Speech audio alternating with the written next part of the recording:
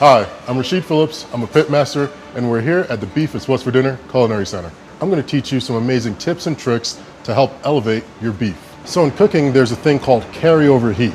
This carryover heat basically breaks down to the fact that the protein in your beef is going to continue to cook even though you've removed it from the heat source.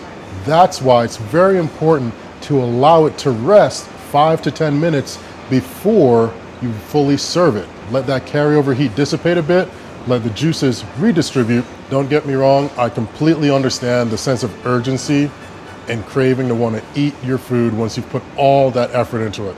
But I promise you, if you take 5 to 10 minutes to allow your beef to rest, it will really amplify those juices and that flavor. Because if you just take it right off of the grill, the skillet, or out of the oven and start cutting, all those juices release. All that hard work is for naught. Give it a moment to let those juices reacclimate and distribute throughout the beef, and then cut. And it's going to make it so much better, so much more flavor, so much moisture, that you'll understand why hanging out 5 to 10 is absolutely worth it. Then slice and enjoy. For more amazing and delicious tips and tricks, visit beefiswhatsfordinner.com.